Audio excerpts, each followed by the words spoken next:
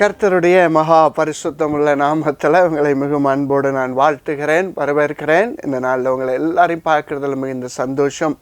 நம்ம இன்றைக்கி சங்கீதம் 25வது அதிகாரத்தை நாம் தியானிக்க போகிறோம். சாம்ஸ் 25th சாப்டர், சாம்ஸ் 25 சாப்டரை நம்ம படிக்க போகிறோம்.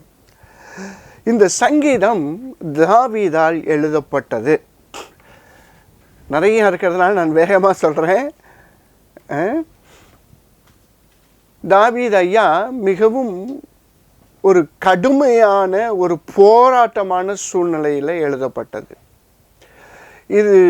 இந்த சாங் அக்ரோஸ்டிக் ஸ்டைல் அப்படின்னு சொல்கிறாங்க. அது தமிழில் சொல்லாடல் ஏதோ ஒன்று விதம் சொல்லுவார்கள். எனக்கு சாங் ஆஃப் அசன்ஸ் அது அக்ரோஸ்டிக் வேறு, சாங் ஆஃப் அசன்ஸ் வேறு. Okay, thank you. அக்ரோஸ்டிக்ஸ் அப்படிங்கும்போது இது என்ன அப்படின்னாங்கன்னா, ஒவ்வொரு வரிகளும் இல்லை ஒவ்வொரு வசனமும் பார்த்தீங்கன்னா ஒரு ஆர்டர்ஸில் இருக்கும்.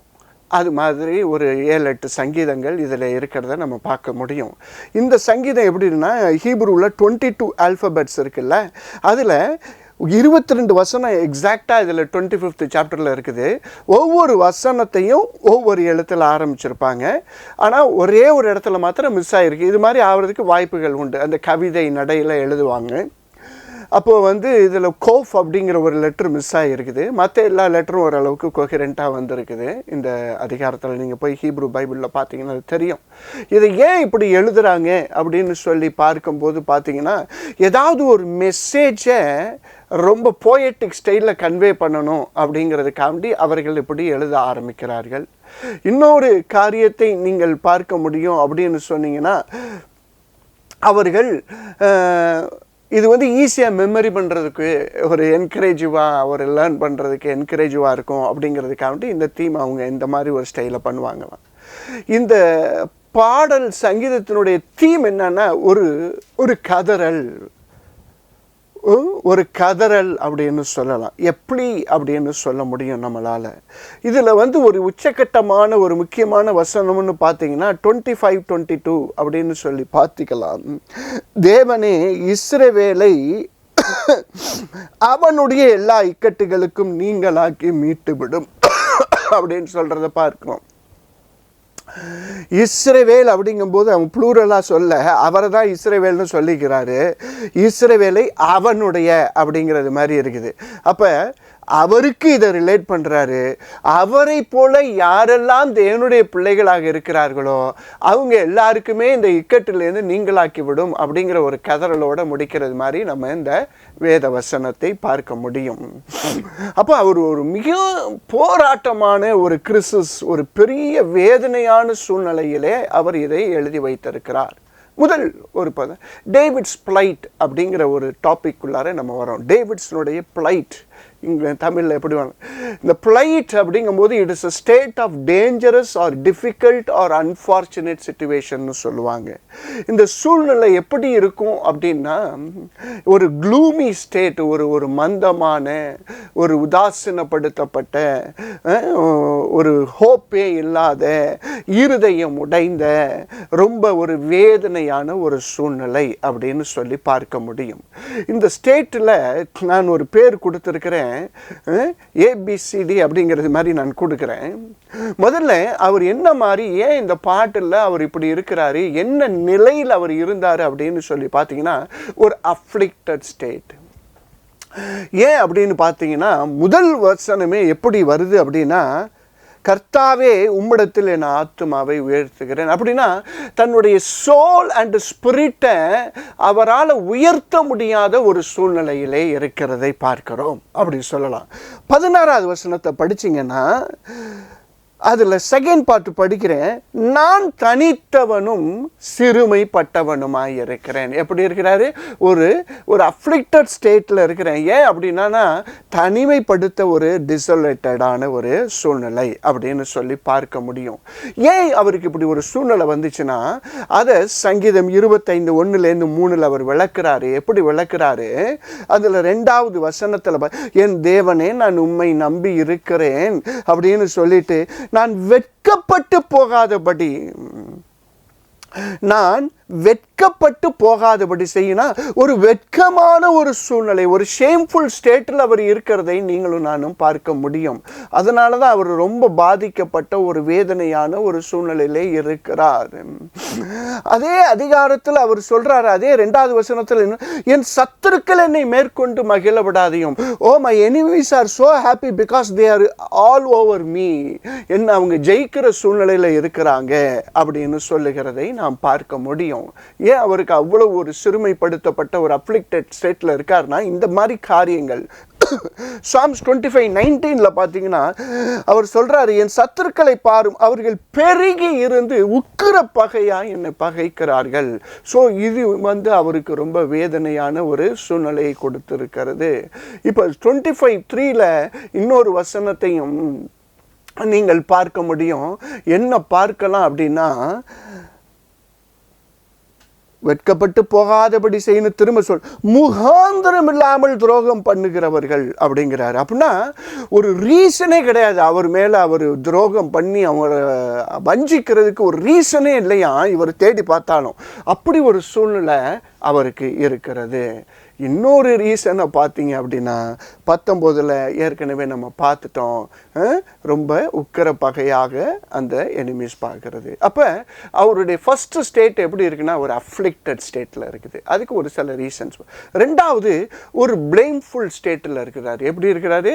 ஒரு பிளேம்ஃபுல் ஸ்டேட்டில் இருக்கிறாரு. என்ன சொல்கிறேன், 25:7 நீங்கள் படித்து பார்த்தீங்கன்னா, என் இள வயதின் பாவங்களையும் என் மீறுதல்களையும் நினையாதிரும் அப்படிங்கிறாரு. ரொம்ப அழகாக சொல்லுகிறாரு. நான் அங்கங்கே பிரித்து தான் சொல்லுவேன். நீங்கள் கரெக்டாக அந்த வசனத்தை கோர்வையாக எழுதிக்கிட்டீங்கன்னா தான் உங்களுக்கு அது ஒரு பாடமாக படிக்க முடியும். 25:7 ஒரு பகுதியை நான் படிக்கிறேன். முதல் பகுதி தான் நான் படிக்கிறேன். எப்படி படிக்கிறேன்? என் இள வயதின் அப்படிங்கிறாரு பாவங்கள். அப்போ சின் அப்படின்னு ஒரு காரியம். என் இள வயதின யூத். சின் அப்படின்னாவே என்ன அப்படின்னு அர்த்தம்னா, you are doing something against the will of God. That means you are missing the mark அப்படின்னு சொல்லுவார்கள். என்ன அது இளம் வயதில் நம்ம வயது போகிற போக்கில் என்னென்னமோ சேஞ்சஸ் நம்மளுடைய உடல் மாற்றங்களை நடக்கிறதுல நம்ம தடுமாறி விழுந்துருவோம். அவர் சொல்கிறாரு, அந்த ஒரு பாவம், ஒரு அவருக்குள்ளார ஒரு பிளேம்ஃபுல் கில்ட்னஸ் இருக்குது, அதை சொல்கிறாரு. இன்னொன்று சொல்கிறாரு, என் மீறுதல்கள் அப்படின்னு டிரான்ஸ்கிரஷன். இது என்ன சொல்லலாம் அப்படின்னா, it is a kind of willful trespassing. எப்படி சொல்லலாம், எனக்கே ஆசைப்பட்டு நான் மீறுவேன், எனக்கு அது வேணும், இது ஆண்டவர் சொல்லியிருக்கிறார் இதை மீறக்கூடாதுன்னு, ஆனால் எனக்கு அது தேவை, நான் அதான் வில்ஃபுல் ட்ரெஸ்பாசிங் அப்படின்னு சொல்லுகிறோம், டிரான்ஸ்கிரஷன். அந்த மீறுதல்களை அவர் பண்ணியிருக்கிறதா சொல்கிறாரு. இது அவர் இப்போ இருதயத்தில் ஒரு பிளேம்னஸ், ஒரு கில்ட்டினஸை கொடுத்துக்கிட்டே இருக்குது. இன்னொன்று பார்த்தீங்க அப்படின்னா, அதே இதில் 25:11 நீங்கள் குறித்து வச்சிங்கன்னா, கர்த்தாவே என் அக்கிரமம் பெரிதுங்கிறாரு. அப்படியே வர்றாரு இல்லை, என் அக்கிரமம் பெரிது. அப்போ இன்இக்விட்டி அப்படிங்கும்போது இது என்ன அப்படின்னா, ப்ரீமெடிடேட்டட் சாய்ஸ். அப்படின்னா இது என்ன அப்படின்னா, நம்ம நல்லா சிந்திச்சு செயல்பட்டு அது பாவம்னு தெரிந்தா கூட அது செய்கிறது மாத்திரமல்ல, அதை தொடர்ந்து செய்து கொண்டே இருப்போம். நல்லா பார்த்து, இன்இக்விட்டினா என்னது? இதுதான் தொடர்ந்து செய்கிறது. டிரான்ஸ்கிரஷன்னா மீறுறீங்க, ஆனால் அந்த டிரான்ஸ்கிரஷனில் மீறி நீங்கள் தொடர்ந்து போயிட்டே இருந்தீங்கன்னா அது எங்கே கொண்டு போய் முடியுது அப்படின்னா இன்இக்விட்டி. அதுவும் அவர் சொல்கிறாரு, என் அக்கிரமம் பெரிது அப்படின்னு அவர் ஒத்துக்கொள்றதை. இது எல்லாம் அவருக்கு என்ன இருக்குதுன்னா, அவரே ஒரு பிளேம்ஃபுல் ஸ்டேட்ல இருக்கிறாரு. தன்னையே குற்றப்படுத்தி கொள்ளுகிற ஒரு சூழ்நிலையிலே அவர் இருக்கிறதை நீங்களும் நானும் பார்க்க முடியும். அப்போ ஏன் அக்கிரமம் பெரிது அப்படின்னாரு அப்படின்னு சொல்லி பார்த்தீங்கன்னா, இளம் வயசுல ஏதோ பாவத்தை தெரியாம பண்றோம், வயசு கொள்ளாருன்னு சொல்லலாம். ஆனா இப்போ கொஞ்சம் வளர்ந்து வந்துட்டோம், ஆண்டவருடைய சத்தியம் இதுன்னு தெரியுது, ஆனால் நம்ம என்ன பண்ணுறோம்? தெரிந்தே மீறுகிறோம். சரிங்களா? எனக்கு விருப்பம் இருக்குது அந்த பாவம் செய்ய, நான் மீறுவேன், அவ்வளவுதான். அடுத்து அவர் என்ன சொல்கிறாரு, இதை வேற தொடர்ந்து செய்கிறேன், ரிப்பன்டன்ஸே இல்லை இல்லாமல் ஆண்டவர்கிட்ட வந்து ஒப்புரவே ஆகாமல் செய்கிறேன்னா அதனால தான் அவர் சொல்கிறாரு இனிக்விட்டி இஸ் கிரேட் அப்படிங்கிறாரு. இன்றைக்கி நம்மளுடைய சூழ்நிலையை கொஞ்சம் வச்சு பாருங்கள். நம்ம எத்தனை பேர் அது மாதிரி இவ்வளவு தூரம் அறிக்கை செய்து நம்மளால் ஆண்டவரோட ஒப்புரவாக முடியுமா? How is reconciling in the presence of God. பாருங்கள், தேவனுடைய வசனத்துக்கு விரோதமாய் அதை தொடர்ந்து செய்கிறதுக்கு விரோதமாய் அவருடைய சாயலாக என்னை படைச்சாரு, அதற்கு விரோதமாக நான் பாவத்தை செய்து தொடர்ந்து செய்கிறேன். எல்லாத்துக்கும் மேலே இவன் மீற மாட்டான், தொடர்ந்து அக்கிரமத்தில் போகமாட்டான்னு என்னை நம்பி அவர் என்ன அவருடைய பிள்ளையாக வைத்திருக்கிறார். அதனால தான் அவர் சொல்கிறான், என் அக்கிரமம் பெரிது அப்படின்னு சொல்லி அவர் சொல்கிறது பார்க்கலாம். அப்போது அஃப்ளிக்டட் ஸ்டேட் அண்ட் பிளேம்ஃபுல் ஸ்டேட். மூணாவது கேப்சர்டு ஸ்டேட். எப்படி சொல்கிறேன், 25:15 அவன் சொல்கிறான், என்ன என் கண்கள் எப்போதும் கர்த்தரை நோக்கி கொண்டிருக்கு, அவரே என் கால்களை வலைக்கு நீங்களாக்கி விடுவார். என்ன ஆகி போச்சு, இவன் வாழ்க்கை அப்படி இருக்கிறதுனால எங்கேயோ போய் நெட்டில் போய் மாட்டிக்கிட்டார் ஐயா. எங்கேயோ போய் கால் முழுசாக மாட்டலை, ஆனால் கால் ஃப்ரீடமாக போக முடியலை, எங்கேயும் சுற்றி தெரிய முடியல, ஏதோ காலில் ஒரு விலங்கு போட்டு இருக்கிறது மாதிரி அவனுடைய வாழ்க்கை இருக்கிறது அப்படின்னு சொல்லி பார்க்குறோம். அதனால தான் என் கால் வலையில் மாட்டிக்கிச்சு ஆண்டவரேன்னு சொல்கிறத பார்க்குறோம். நாலாவது ஸ்டேட்டு டிஸ்ட்ரெஸ்டு ஸ்டேட்டு. எப்படி சொல்லலாம், 25:17 பாருங்கள். அதில் என் இருதயத்தின் வியாகுலங்கள் பெருகி இருக்கிறது, என் இடுக்கண்களுக்கு என்னை நீங்களாக்கி விடும். ஒரே இடுக்கன், எங்கே போனாலும் ஒரே இடுக்கமாக இருக்குது, ஒரு ஃப்ரீயாகவே இருக்க முடியல, ஒரு டிஸ்ட்ரெஸ், எல்லாம் அவனை போட்டு அமுக்கிறது மாதிரி இருக்கிறது அப்படின்னு சொல்லி பார்க்கலாம். இன்னொன்று பார்த்தீங்கன்னா எனிமியினுடைய சூழ்நிலை, எனிமி ஸ்டேட் அப்படின்னு சொல்லலாம். எப்படி சொல்லலாம், 25:19 ஏற்கனவே என் சத்துருக்களை பாரும், அப்படி இருக்காங்கன்னா அவர்கள் பெருகி இருந்து உக்கிர பகையா என்னை பகைக்கிறார்கள். அப்பா ஒரு எனிமி இல்லைப்பா, அவங்க பெருகி இருக்கிறாங்க. பெருகி இருக்கிறவங்க எல்லாம் எப்படின்னா ஒரு ஜென்ம விரோதி போல் அவனை பகைக்கிறார்கள் அப்படின்னு சொல்லி ஒரு எனிமி ஸ்டேட்டு, அதை அவர்கள் அப்படி செய்கிறதை நீங்களும் நானும் பார்க்க முடியும். இன்னொன்று நம்மளால் செய்ய முடியும். 25:18 நீங்கள் பார்த்தீங்க அப்படின்னு சொன்னீங்கன்னா அழகாக சொல்கிறான், என் துன்பத்தையும் என் வருத்தத்தையும் பார்த்து என் பாவங்களை எல்லாம் மன்னித்தரலும். இன்னும் பாவங்கள் நிச்சயமாக மன்னிக்கப்படாத ஒரு சூழ்நிலையில் இருக்கிறதுனால அவன் அப்படி சொல்கிறான். எப்படின்னா ஃபர்கிவ்னஸ் ஸ்டேட், ஒரு ஃபர்கிவ்னஸ்க்காண்டி ஒரு கதறலான ஒரு சூழ்நிலையிலே இருக்கிறான். இதுதான் அவனுடைய ப்ளைட், அவனுடைய சூழ்நிலை, ஒரு பரிதாபமான சூழ்நிலை. எனக்கு தெரிஞ்சு ஒரு ஆர்டர் ABCDEFல நான் அதை கொடுத்துருக்கிறேன். இரண்டாவதாக டேவிட்ஸ் ப்ளைட்டுக்கு அங்கிட்டு இவ்வளவு ஒரு பரிதாபமான, சிறுமைப்படுத்தப்பட்ட, தனிமைப்படுத்தப்பட்ட, நொறுக்கப்பட்ட ஒரு வேதனையான ஒரு சூழ்நிலையில் இருக்கிறான். என் துன்பத்தை பாருங்க, என் வருத்தத்தை பாருங்க அப்படின்னா பெயின் எல்லாம் இருக்குது. இப்படி இருக்கிற நிலையில் அவன் அப்படியே இருக்கலை. என்ன சொல்கிறான், ரெண்டாவதாக ஒரு ஹெட்டிங், டேவிட்ஸ் பாசிட்டிவ்னஸ்ன்னு போட்டுக்கொள்ளுங்க. 25th சாப்டரில் 4-7 அதை குறித்து வைத்துக்கொள்ளுங்க. அதோடு நம்ம இதில் அவன் 3 உன்னதமான காரியங்களை செய்கிறான். 3 அற்புதமான காரியங்களை செய்கிறான். என்ன தெரியுமா, நம்மளுக்கு என்ன சூழ்நிலை வேணாலும் வரலாம் நம்ம வாழ்க்கையில். நான் உங்களுக்கு இன்றைக்கி அன்பாக சொல்ல முடியும், உங்கள் சூழ்நிலை எவ்வளவு வேதனை, எவ்வளவு தனிமைப்படுத்தப்பட்ட, எவ்வளவு சிறுமைப்படுத்தப்பட்ட, இல்லை ஒருவேளை உங்கள் பாவ வாழ்க்கையில் கூட நீங்கள் ஒரு கதறிக்கொண்டு ஒரு கில்ட் ஒரு ஸ்டேட்டோட இருந்தால் கூட நான் சொல்கிறேன், we always do have a divine hope in Christ. நல்ல ஞாபகம் வச்சுக்கொள்ளுங்க. அதுதான் இந்த பாடல் நம்மளை கற்றுக்கொள்ள. டேவிட்ஸ் இதில் ஒரு பாசிட்டிவிட்டியை பார்க்குறான். அவனுக்கு தெரியும் என்ன செய்யணும், யார் என்ன செய்வான்னு தெரிஞ்சு வச்சிருக்கிறான். 3 காரியங்களை செய்கிறான்.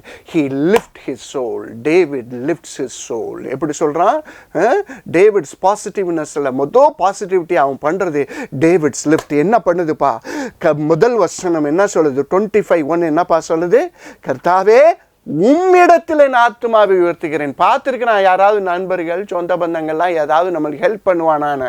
என் அன்பு சகோதரிய, மற்றவங்க உதவி பண்ணுவாங்க தான், ஆனால் எல்லா நேரத்துலையும் அவங்களால பண்ண முடியாது. ஒரு சில நேரம் கர்த்தர் அவருடைய பிள்ளைகள் மூலமாக உதவி பண்ணுவார், வேறு யார் மூலியமாகவும் உதவி பண்ணுவார். ஆனால் சில நேரம் நீங்களும் அவரும் சேர்ந்து இருக்க வைத்து அவரே உதவி செய்கிறவராக இருப்பார். அல்லேலூயா சொல்லலாமா? இன்னைக்கு நான் உங்களுக்கு அன்பாக சொல்ல, எந்த டிஃபிகல்ட் ஸ்டேட்டாக இருந்தாலும் இவன் சொல்கிறான், எங்கெங்கேயோ நான் ஆத்மாவை இது வரைக்கும் இப்படியே சுருக்கி யாரையோ பார்த்து ஏதாவது செய்ய முடியுமான்னு பார்த்தேன், ஒன்றும் நடக்கலை. இப்போ I am lifting my soul up to you. நீங்களும் நானும் அதை தான் செய்ய கற்றுக்கொள்ளணும். 25th 1 அவன் சொல்கிறான், எனக்கு ஒத்தாசை வரும் பர்வதங்களுக்கு நேராக என் கண்களை ஏறெடுக்கிறேன். எப்படிப்பா சொல்லுது? Psalms 121:1 பியூட்டிஃபுல்லாக சொல்லுதா? எப்படி சொல்லுது பார்த்தீங்களா? எனக்கு ஒத்தாசை அவர் தான். மனுஷனை நம்பலாம், அது தப்பு கிடையாது. ஆனால் அவர்கள் மனிதர்கள் எல்லா நேரத்துலையும் நம்மளால் அவங்களுக்கு சரியான உதவிகளை செய்ய முடியாது. Psalms 121:1 அதை எழுதி கொள்ளுங்கள்.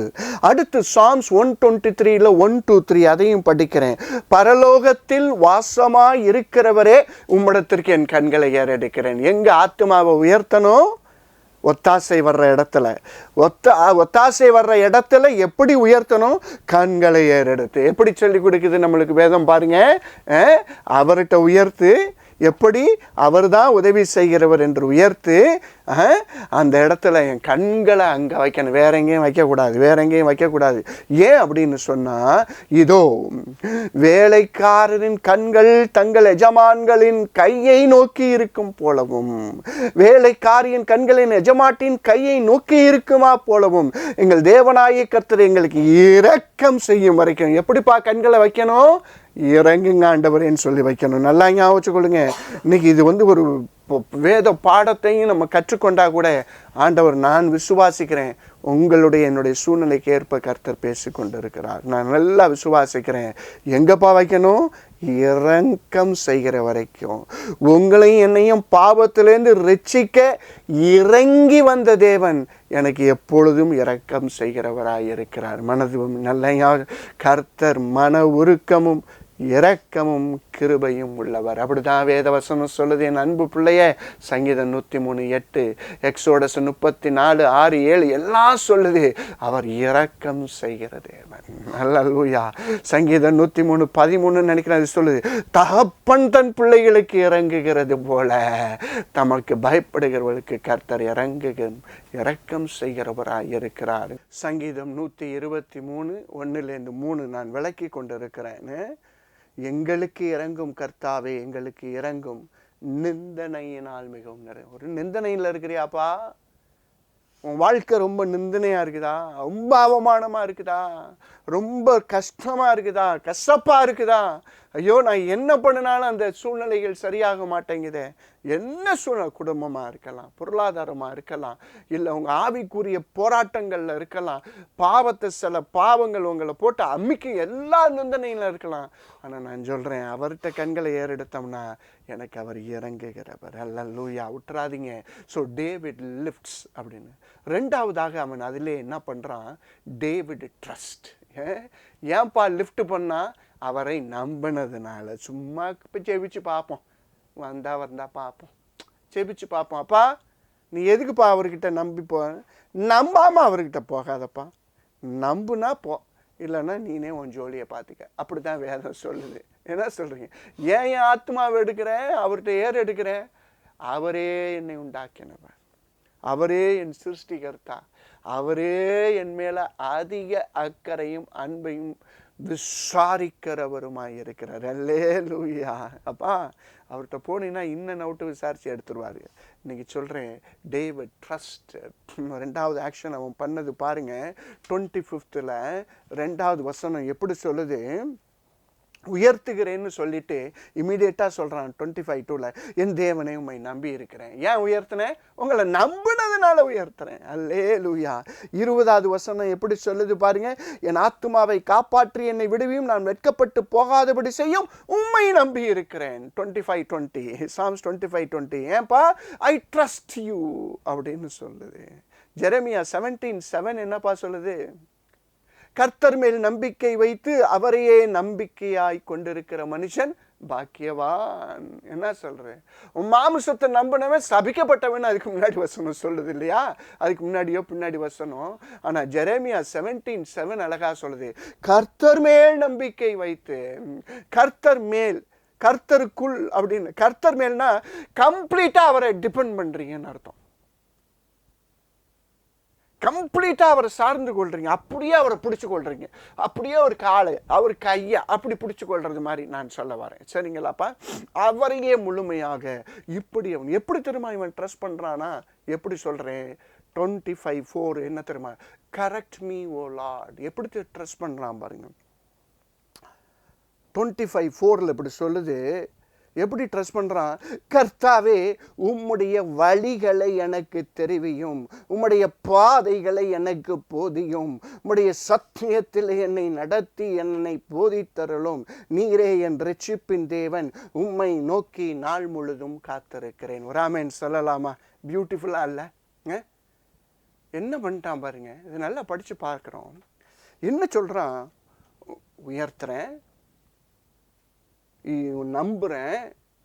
இந்த நம்புறதுனால நான் என்ன பண்றேன்? என் வாழ்க்கையில் அந்த சூழ்நிலை வந்ததுக்கு ஆண்டவரே எங்கேயாவது நான் வழி தப்பி போயிருக்கேன்னா பார்க்க ஆரம்பிச்சிட்டான். இன்னைக்கு உங்க லைஃப்ல எந்த சூழ்நிலையா வேணாலும் இருக்கலாம். சில சமயம் ஆண்டவர் நம்மளுக்கு ரொம்ப பர்ஃபெக்டாக இருக்கும் போது கூட சில கஷ்டங்கள் வரும், அது ஒரு சூழ்நிலை. ஆனால் சில வேளைகளிலே நான் ஒரு இம்பர்ஃபெக்ட் லைஃப்பில் இருக்கிறதுனால சில ஒரு கடினமான பாதைகள் சூழ்நிலைகளை கொடுத்து என்னை சரி பண்ணி அதில் நடத்துவதற்கு கர்த்தர் உதவி செய்வார். என்ன நம்ம ஊரில் ஒரு பழமொழி சொல்லுவாங்க, என்னது? நொண்டி மாட்டை எதில் விட்டு திருப்பணும்?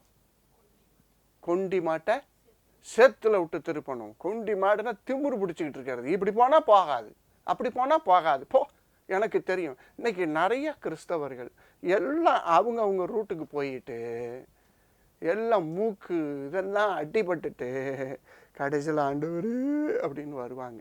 எனக்கு ஒரு சந்தோஷம், கடைசியிலையாவது வந்துடுறோமே. என்ன சொல்கிறீங்க? ஏன்னா அவர் தான் நம்மளை சரி பண்ண முடியும். இப்போ இவன் சொல்கிறான், எனக்கு கரெக்ட் மீ ஓ லார்ட் அப்படிங்கிறான். அதுக்கு ஒரு துணிவு வேணும் தானே? என்ன சொல்கிறீங்க? இவர் யார்?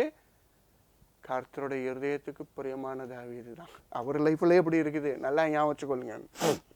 என்ன சொல்கிறான்? இப்போ readiness to set his life before God, இந்த ஒரு இது இருக்கணும். எங்கே ஆண்டவரை நான் தவறுனேன்? நீங்கள் ஊழியம் செய்கிறவர்களாக இருக்கலாம், ரொம்ப ஜபிக்கிறவராக இருக்கலாம். நான் சொல்கிறேன், நம்மளை சரி பண்ண கற்றுக்கொள்ளணுங்க. ஒரு தேவனுடைய சமூகத்தில் உங்களுடைய கேரக்டர் பர்சனாலிட்டியினுடைய மாற்றம் வர்றது தான் ஒரு பெரிய அற்புதம், அதிசயம். நான் எப்பயுமே நான் சொல்லுவேன். அப்போ he wants God intervention in his life. ஏன் லைஃப் ரொம்ப டிஸ்பாண்டண்ட்டாக இருக்குது, ரொம்ப கிரீஃப் ஸ்ட்ரிக்கனாக இருக்குது, புரோக்கன் ஹார்ட்டடாக இருக்குது. ஆண்டவரே, நான் இப்போ என்ன பண்ணுறேன்? உங்களை நம்பி நான் எடுத்துட்டேன், என் ஆத்மா உயர்த்துறேன். இப்போ நீங்கள் என்ன பண்ணணும் ஆண்டவரே? நான் சரியில்லை, எனக்கு கரெக்ட் பண்ணணும் அப்படின்னு சொல்கிறான். ஏன்னா என்ன சொல்கிறான்னா, ஒரு மனிதன் ஒரு சூழ்நிலையிலே எப்பொழுதுமே தன்னுடைய கால்நடையை சீர்தூக்கி பார்க்க வேண்டும். நீங்கள் என்ன செய்கிறீங்க, என்ன பண்ணுறீங்க? வேதம் சொல்லுது, ப்ராவர்ப்ஸ் 4:26 சொல்லுது, உன் கால்நடையை சீர்தூக்கி பார், உன் வழிகள் எல்லாம் நிலவரப்பட்டிருப்பது. எல்லாருக்கும் இன்னைக்கு என்ன, நான் செய்கிறது சரி, நான் செய்கிறது சரி, நான் செய்கிறது சரி. ஒன்று அப்பா, நீங்கள் செய்கிறது சரி அப்படின்னு உங்களுக்கு தெரிஞ்ச பெரிய இது இல்லைப்பா. ஏன் அப்படின்னா, மனிதனுக்கு செம்மையாய் தோன்றுகிற வழிகள் உண்டு, அவனுடைய முடிவோ என்ன சொல்கிறாரு? மரண வழிகள். என்னத்துலப்பா சொல்லுது? ப்ராவர்ப்ஸ் 14:12 சொல்லுது இல்லையா? மனுஷனுக்கு நடைய சீர்தூக்கி பாருப்பா, உன் வழி கரெக்டான வழியான்னு பாருப்பா. ஏன் அப்படின்னா, நீங்கள் நடக்கிற நடையையும் நாங்கள் நடக்கிற நடையையும் அந்த வழிகளையும் கர்த்தர் சீர்தூக்கி பார்க்கிறார். அதுக்கு முன்னாடி நீ பார்த்துரு அப்படின்னு வேதம் சொல்லுது. ஒரு மனுஷன் அதை சீர்தூக்கி பார்க்கணுமா? அந்த வசனம் எங்கே இருக்குது? ப்ராவர்ப்ஸ் 5:21 சொல்லுது, மனுஷனுடைய வழிகள் கர்த்தரின் கண்களுக்கு முன்பாக இருக்கிறது, அவனுடைய வழிகள் எல்லாவற்றையும் அவர் சீர்தூக்கி பார்க்கிறார். எப்படி நான் பார்க்கணும்? ஏன் நான் பார்க்குறேன் அப்படின்னா, அப்பா அதை பார்க்குறாரு. அவர் சரினா தான் அது சரி. ப்ராவர்ப்ஸ் 5:21. அவருக்கு பிரியமாக இருக்கணும் அந்த வழி. ஒருவனுடைய வழி கர்த்தருக்கு பிரியமாயிருந்தால் அவனுடைய சத்துருக்களும் அவனோடு சமாதானம் பண்ணும்படி கர்த்தர் அவனுக்கு கிரியைகளை செய்வார் அப்படின்னு சங்கீதம் 16:7 சொல்லுகிறது இல்லைங்களா? எப்படி சொல்லுது பாருங்க நண்பு பிள்ளைகளை. அப்ப இன்னைக்கு நான் சொல்றேன், உங்க வழிகளை சீர்தூக்கி பாருங்கள். எங்கேயாவது பிசகி இருக்கிறீங்களா? எங்கேயாவது விலகி இருக்கிறீங்களா? நீங்க நல்லா ஜெபிக்கிறவங்களா இருக்கலாம், நல்ல சபைக்கு நீங்கள் நல்ல அர்ப்பணிப்போடு இருக்கிற பிள்ளைங்களா இருக்கலாம். அதுலலாம் நான் அங்கிட்டு போகவே இல்லைப்பா. உங்கள் வழி எப்படி இருக்குது பாருங்க. ஆண்டவர் சீர்தூக்கி பார்க்குறாரு, அது சரியாக இருக்குதான்னு பார்த்துக்கொள்ளுங்க. நீங்கள் அதை பார்த்துக்கொள்ளுங்க அப்படின்னு சொல்லுது. ஏன் சீர்தூக்கி பார்க்கணும் அப்படின்னா, உன் வழிகள் என் வழிகள் அல்ல அப்படிங்கிறார். உன் வழி என் வழி அல்ல அப்படி.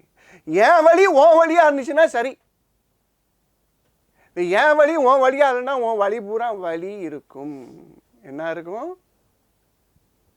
வலி இருக்கும். என்ன வலி? பெயின் இருக்கும்.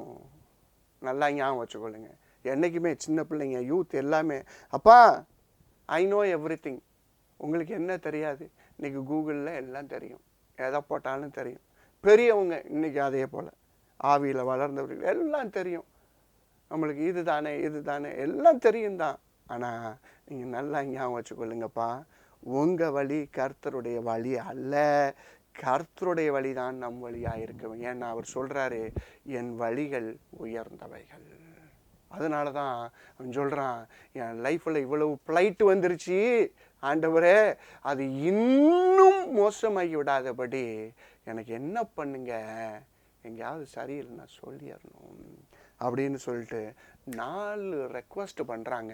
இதே இதில் தான் நான் சொல்கிறேன். என்ன தெரியுமா சொல்கிறான்? ரொம்ப எனக்கு பிடிச்சிருந்தது. எப்படி பாருங்க, உம்முடைய வழிகளை எனக்கு போதியும். வந்துட்டானா? உம்முடைய வழிக்கு வந்துட்டானா? யார் வழிக்கு? நிறைய நேரம் கர்த்தர் நம்ம வழியில் விட்டுருவார். நல்லா அங்கிட்டு இங்கிட்டு வந்தவொடனே தன்னால் அவர் வழிக்கு வருவீங்க. என்ன சொல்றீங்க? உம்முடைய வழிகளை ஷோமி. என்ன சொல்? உம்முடைய வழிகளை எனக்கு தெரிவியும். Xiaomi your ways. அடுத்து சொல்றான், உம்முடைய பாதைகளை எனக்கு போதியும். எப்படி சொல்றான்? டீச் மீ அப்படிங்கிறான். காமிங்க, காமிச்சதுல எனக்குரிய காரியத்தில் போதனை பண்ணுங்க, இன்ஸ்ட்ரக்ட் பண்ணுங்க அப்படின்னு சொல்லிட்டு இன்னொன்று அற்புதமாக சொல்கிறான் சார் அவன், உம்முடைய சத்தியத்தில் என்னை நடத்தி. ஏன்னா அவர் உம்முடைய பாதைகளை எனக்கு போதித்தருளுங்கும் போது டீச் பண்ணுறாரு. எதை டீச் பண்ண போகிறாரு? அந்த சத்திய வசனத்தை. அவன் சொல்கிறான், நானே நடக்க மாட்டேன் ஆண்டவரே, நான் நடந்ததுனால தான் எங்கேயோ ஃப்ளைட் இப்படி வந்து ஆகிப்போச்சு, நீரே என்னை நடத்தும். எப்படி? Give your lead into the hands of God, the Holy Spirit. Hallelujah. Show me, teach me, lead me. இன்னைக்கு நம்ம யாருமே பாருங்களேன், நம்மளை யாரும் அட்வைஸ் பண்ணுறது பிடிக்காது, கைட் பண்ணுறது பிடிக்காது.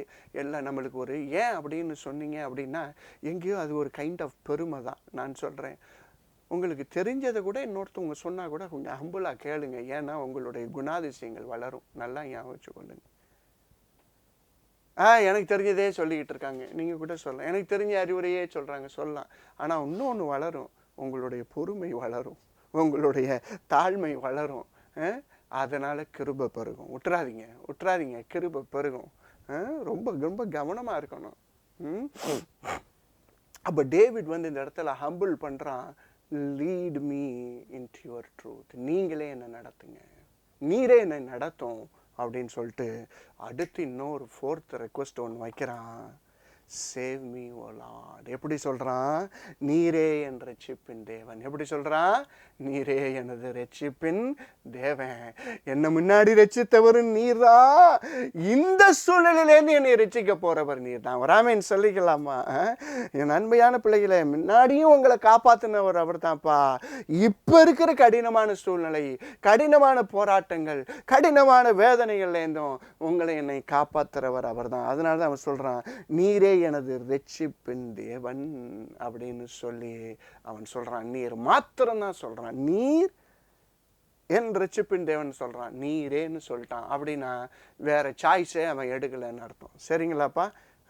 இதை நீங்களும் நானும் பார்க்க முடியும். கரெக்ட் மீ ஓ லார்ட் அப்படின்னு சொல்கிறானா, அதே 2 பாயிண்ட் டேவிட்ஸ் பாசிட்டிவ்னஸில் கேர் மீ ஓ லார்ட் எப்படி போட்டுக்கொள்ளுங்க, கேர் மீ ஓ லார்ட் காட். Psalms 25:6-7 எப்படி சொல்கிறான்னு நான் பார்க்குறேன். எப்படி சொல்கிறாரு,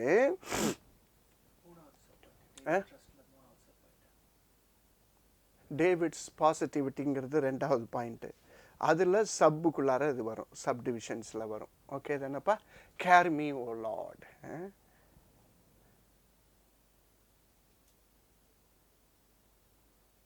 ஓகே, 25:6-7 எப்படி சொல்லுது, கர்த்தாவே உம்முடைய இரக்கங்களையும் உடைய காருண்யங்களையும் நினைத்தருளும், அவைகள் அநாதி காலம் முதல் இருக்கிறதே அப்படின்னு சொல்லிட்டு அப்படி ஒரு சூப்பரான ஒரு ஸ்டேட்மெண்ட்டை ஏசப்பாவை குறித்து பரலோக தாப்பனை விட்டுட்டு சொல்லிட்டு அவன் சொல்கிறான், என் இளவயதின் பாவங்கள் என் மீறுதல்களை நினையாதரும். எக்கு தப்பா எங்கேயாவது மறக்காமல் வச்சுருந்தீங்கன்னா please, you are so loving kindness இல்லையா, your mercies are so tender இல்லையா ஆண்டவரே, அதை நினையாதரும். ஏன் அப்படி சொல்கிறேன்னா, கர்த்தாவே உம்முடைய தயவு நிமித்தம் என்னை உமது கிருபையின்படி நினைத்தரலும், please do me a favour அப்படிங்கிறான். என்ன சொல்றான், டூ மீ சம் ஃபேவர் ஆண்டவரே அப்படின்னு சொல்றான். Please remember to unremember my sins அப்படிங்கிறது மாதிரி நான் அதை பார்க்கிறேன்.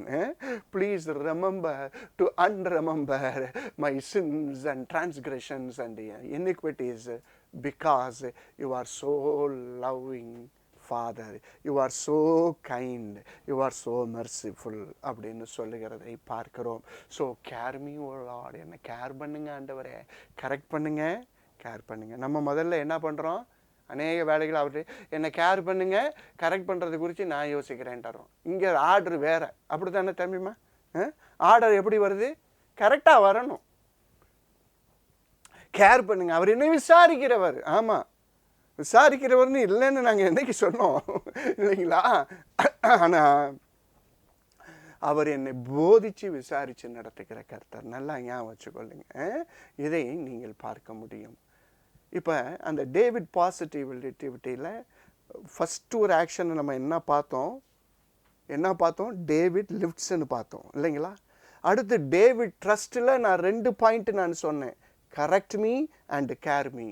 அடுத்து 3வதாக அதில் ஒரு பாயிண்ட் சொல்கிறேன், 2C நீங்கள் போட்டுக்கலாம், டேவிட் வெயிட்ஸ். எப்படி சார் பண்ணுறான், டேவிட் வெயிட்ஸ் பண்ணுறான். எப்படி உடனே நம்மளுக்கு எல்லாம் சரியாகணும். அவன் இப்படிவே சொல்லவே இல்லை. என் அன்பு பிள்ளைகளை நீங்கள் பாருங்கள், அவன் எப்படி செய்கிறானா, டேவிட் வெயிட்ஸ் அப்படிங்கும்போது 3வது வசனம் சொல்லுது, உம்மை நோக்கி காத்திருக்கிறேன். காத்திருக்கிறது எங்கப்பா, அவரை நோக்கி. இன்றைக்கி நிறைய பேர் வெயிட் பண்ணுறான். பஸ் ஸ்டாப்பு நம்பர் 12க்கு வெயிட் பண்ணுறதுக்கு சம்மந்தமே இல்லாத பஸ் ஸ்டாப்பில் வெயிட் பண்ணுற மாதிரி சில பேர் வெயிட் பண்ணிக்கிட்டு இருக்காங்க.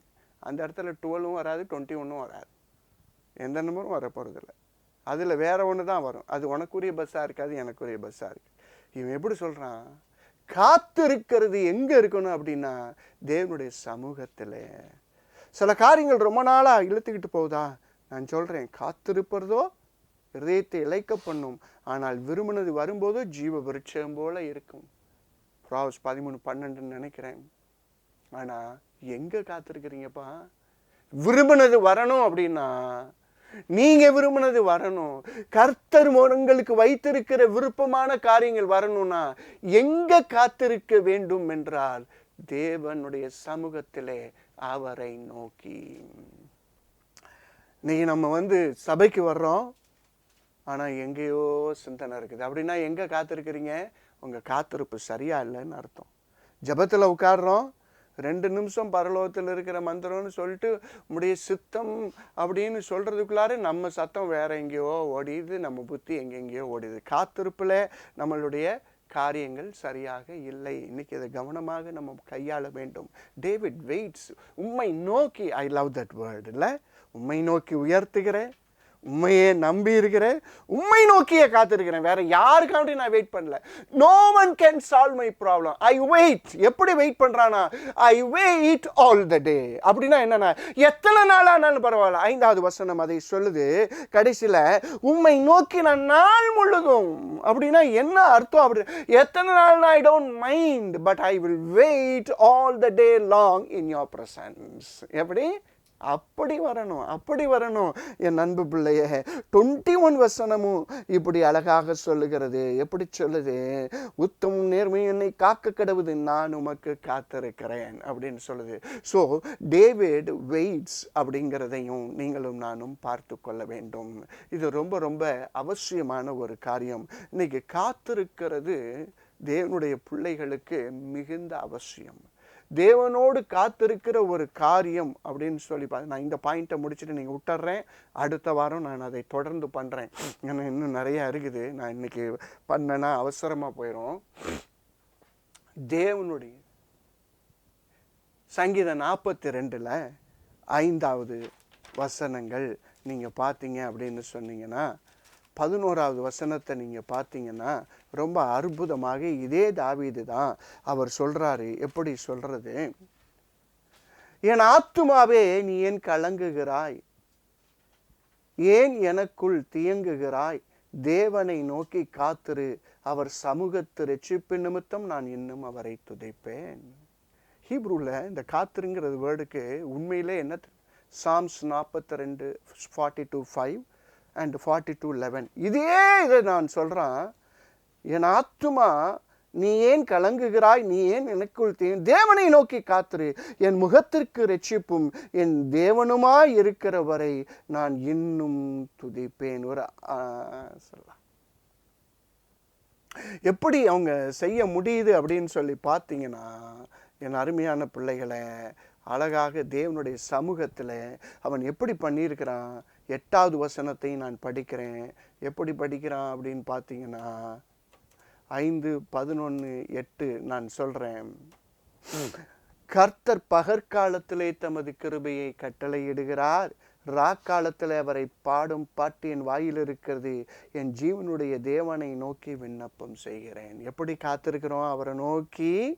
எப்படி அவரை நோக்கி இருக்கிறோம்? விண்ணப்பத்தோடு. எப்படி விண்ணப்பம் செய்கிறோம்? இரவும் பகலும். நல்லா ஞாபகம் வச்சுக்கொள்ளுங்க. அதனால தான் நான் சொல்கிறேன், ஆல் டே அண்ட் நைட்.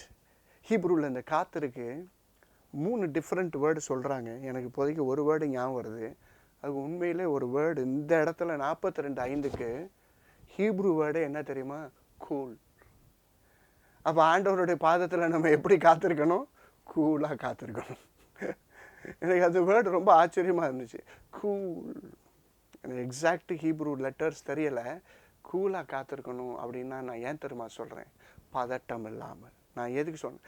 நீங்களே தப்பு பண்ணியிருந்தா கூட, நீங்களே எங்கேயா விழுந்திருந்து வந்திருந்தா கூட, நீங்கள் இப்பொழுது சரியான இடத்துல காத்திருக்க ஆரம்பிச்சிருக்கிறீங்க. அப்பா சரி பண்ண முடியும். அவரால் நம்ம வாழ்க்கையில் செய்ய முடியாதது ஒன்றுமே கிடையாது. அதை மாத்திரம் ஞாபகம் வைத்துக் கொள்ளுங்கள். சொல்லுங்க. அப்போ நாம் அவருடைய பாதத்தில் நம்பிக்கையோடு உயர்த்தி, ஆத்துமா உயர்த்தி அவரை நோக்கி நம்பிக்கையோடு நாம் காத்திருக்க வேண்டும். The 3 David actions are beautiful. இல்லைங்களா? என்ன பண்ணாரு? டேவிட்ஸ் பாசிட்டிவிட்டி, அந்த ஃப்ளைட், டேவிட்ஸ் ஃப்ளைட்டில் அப்படி இருந்தாலும் அவன் என்ன பண்ணுனா அப்படின்னா, ஐ லிஃப்ட் அப்படின்னா, அடுத்து சொன்னான் ஐ ட்ரஸ்ட் அப்படின்னா, அடுத்து சொன்னான் ஐ வெயிட் அப்படின்னா. தீர்மானங்கள். என் அருமையான பிள்ளைகளை, சில தீர்மானங்களை நான் எடுக்க வேண்டும். இன்னைக்கு நீங்கள் என்ன அப்படியே போச்சு Ola, who is going to lose? நல்லா ஞாபகம் வச்சுக்கொள்ளுங்க. who is going to lose? Some people don't pray, some people don't read and meditate, some people never want to correct them. இல்லை, never correct them. They will pray but they will never correct themselves. இல்லை, ஆண்டவர் பேசுவார், போதிப்பார். ஆண்டவரே என்ன நடத்துவாங்க, நடத்தும் போது விட்டு கொடுக்க மாட்டோம். ஆண்டவரே ஷோமிங் அவங்க காமிப்பார். ஐயோ கஷ்டமாக இருக்குது, ஆத்தி இதெல்லாம் போனால் நம்ம சுய கௌரவம் என்ன ஆகுறது, நம்ம வாழ்க்கையில் போகிறோம். என்ன சொல்கிறீங்க? காத்திருக்கிறோம், ரொம்ப ரொம்ப ராங்கான முறையில் காத்திருக்கிறோம். என்ன சொல்கிறீங்க? காத்திருக்கிறது எப்படி இருக்கணும் அப்படின்னா, நாள் முழுதும் காத்திருக்கும் போது கூட நம்ம எப்படின்னா அவரை நம்பி ஆண்டவரே என்னை விசாரிங்க, என்னை சரி பண்ணுங்கிற முதல் ஒரு குறிக்கோளோடு இருக்கணும். கூலாக காத்துருங்க, பயப்படாதீங்க. இன்றைக்கி இந்த 3 ஆக்ஷன்ஸை நம் வாழ்க்கையில் தொடர்ந்து எல்லா போராட்டமான சூழ்நிலை செய்தோம் அப்படின்னா அவர் என்ன சொல்கிறாரு? சங்கீதம் 25 கடைசி வசனம் சொல்கிற மாதிரி, கர்த்தாவே தேவனே இஸ்ரவேலை அவனுடைய எல்லா இக்கட்டுக்கும் நீங்களாக்கி மீட்டு விடும் அப்படின்னா அவர் தன்னுடைய ஜபமாகவும் அதை வைக்கிறார், தன்னுடைய சூழ்நிலையை சொல்லுகிற மாதிரியும் வைக்கிறார். எனக்கு ரொம்ப பிடிச்சது, தாவீது தான் எழுதுனான், இஸ்ரவேல்னு முடிச்சிட்டான். அவன் சொல்கிறான், ஏய் நான் ஜபிக்கிறவர் யாருன்னு தெரியும், நான் ஆத்மா உயர்த்தினவர் யாருன்னு எனக்கு தெரியும், நான் யாரை நம்பி இருக்கிறவன்னு தெரியும், இஸ்ரவேலு பார்த்துக்கோ, உன்னையும் மீட்டுக்கு தூக்கி விட்டுருவாரு. என்ன சொல்கிறீங்க? அதனால் அவர் சொல்கிறாரு, ஃபைனலாக நானும் ஒரு இஸ்ரவேல் ஒரு அங்கம்தான், உனக்கும் அதை நான் சொல்கிறேன், அவர் இக்கட்டிலேருந்து நீங்களாக்கி என்னை மீட்டு விடுவார் அப்படின்னு சொல்லி ஒரு பாசிட்டிவோடு நம்ம அதை பார்க்க முடியும். இன்றைக்கி அன்பு பிள்ளைகளை நான் சொல்கிறேன், உங்களுக்கு எந்த போராட்டமான சூழ்நிலையாக இருந்தாலும் அப்பா சொல்கிறாரு, I can correct you because I am caring you அப்படின்னு சொல்கிறாரு. எங்கேயாவது தடுமாறி எங்கிட்டாவது போயிட்டீங்களா? ரொம்ப மோசமான சூழ்நிலையா? எப்படி வேணாலும் இருக்கட்டும் அன்பு பிள்ளைய, ஆண்டவர் பாதத்தில் வந்துடுங்க. அவரை நீங்கள் பார்த்து உங்கள் கண்களை ஏறெடுத்து உயர்த்துங்க. நம்பிக்கையோடு அவரை மாத்திரம் நம்பி செய்யுங்க. காத்திருந்து எவ்வளவு நாள் ஆனாலும் பரவாயில்ல, ஆல் டே நைட் அண்ட் டே அவருடைய சமூகத்திலிருந்து ரட்சிப்பு மீட்பு நம்மளுக்கு வரும். உங்களுக்கும் செய்வார், எனக்கும் செய்வார், இந்த வேத பாடத்தை கேட்குற அத்தனை பேருக்கும் செய்வாராக. ஆமேன், ஆமேன், ஆமேன்.